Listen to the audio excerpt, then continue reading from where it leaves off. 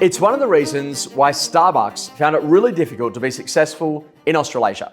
And it's this basic idea that you see anyone from Australia and New Zealand walk into a Starbucks, and the first thing they ask for is, hey, can I get a coffee? And they go, yeah, what size would you like? And in under a couple of milliseconds, what you see is this moment of confusion, when all of a sudden you stand back and you look at the menu and you're trying to work out what size they've actually got. And all of a sudden you then go to zoom in for the coffee cups that are hopefully there with like the little symbols over the top of them to actually tell you what the sizes are.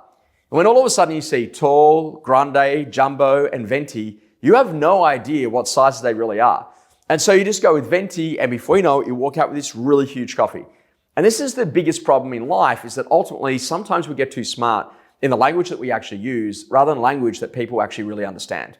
And this is such an amazing concept, because when you think about it, no one really understands what premium is or premiere or a conversation around, something about this top spot. And the basic conversation is, if you're going to be really good at what you do, you've got to present information in ways that not only do people understand it, but it actually makes it really easy to go and make a decision. Now, if you think about it, Mac has got this right with large, medium, and small. But the basic idea here is that if you don't know what you're doing, then you could present them in a completely different way. Now, there's something called the law of contrast. Robert Cialdini wrote about it in a book called Influence. What he says in that is that, you've got to think about it, that if you see something more expensive and then you see the cheaper version, the more expensive version makes the cheaper version look like it's good money. So this is that basic idea where you say, okay, great. You can spend up to $50,000 marketing your property, but you don't have to. Here's our campaigns. This is our large campaign at 10, our medium campaign at 8, our small campaign at 6,000. But now all of a sudden, because I've all of a sudden heard $50,000, it actually makes the $8,000 campaign sound like it's so much cheaper. And that's really what the skill is all about. Learning how to present information in a way that people can actually fundamentally get it and accept it. Now, if you just change the order and you go small, medium, large, and you go $6,000, $8,000, $10,000, now people have to justify in spending up.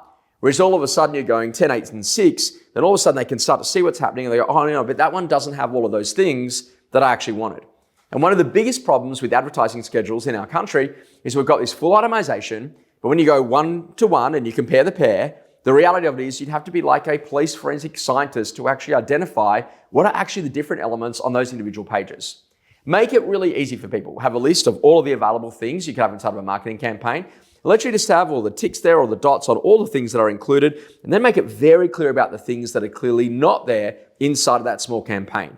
And if you can literally get to that way that people can understand it in just a couple of seconds, then it's going to change everything for you. The other thing to do is to think about it that if you really want to sell the medium campaign, literally just put a little sticker above it called most popular. Now all of a sudden people are in there, you can spend up to $50,000. They now see the large, the medium, and the small. The medium happens to be the most popular.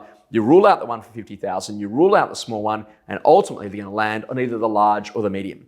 This is a really important thing to think about what it is that you got to do in business. I don't really talk about all the stuff that people do on social, but I explain in stories that people can actually understand. So one of the key things, Hannah, is that we've got something called t-shirt technology. That's that basic idea is that you go online, you got to go and buy a t-shirt from like the Iconic, and it follows you everywhere you go. In fact, we've got exactly the same thing with property. You have a look at a property online and it follows you across all the social channels for where it really matters. So get back to language that people really understand and make it really easy for people to make that decision when they're going to select a marketing package with you inside of your campaigns.